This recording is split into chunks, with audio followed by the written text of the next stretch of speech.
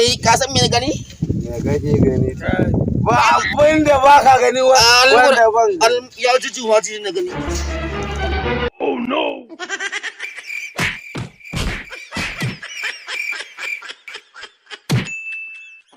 Kai kuma ya kamata ga maka gaskiya wallahi. Ruwa. Kai baka ga muna kan damba ne? Ai na ruwa, a ruwa muke. Na kama wanda ke jiran ta sama. Sai mun yi bura uba da shi. Na rantse da Allah ya mun yi bura uba da shi. To kai dan bura uwa ne gidan.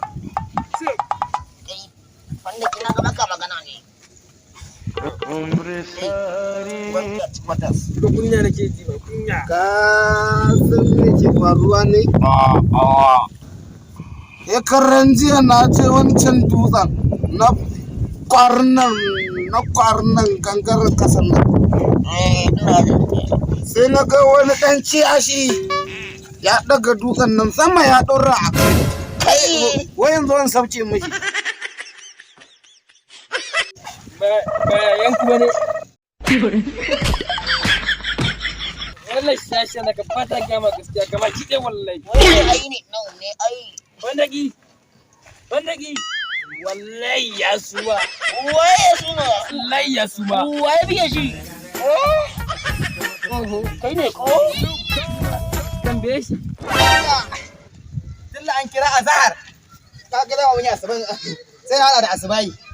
A'a, kai subhanallah. Kudin wai kiran bandaye ne aba. Aba bandaki ko shi na ku hankali. Kula ganin mutum ga mutum ya kun zo za ku shi. Waye? Subhanallah su mai ko?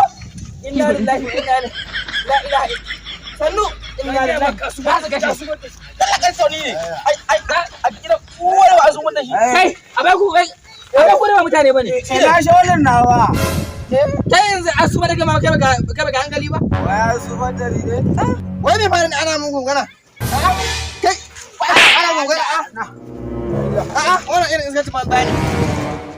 kai uban me kuma yi Wallahi na ga kaman hannu ne daga sama azuro shi ya buge shi ya buge shi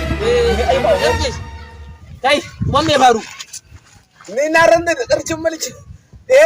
me faru na ga kwanta kasa A nan gurin bacci. daga sama hannun nan Kai ka mun shi da wani maganar sama annan. me Wallahi Allah ban sani ba.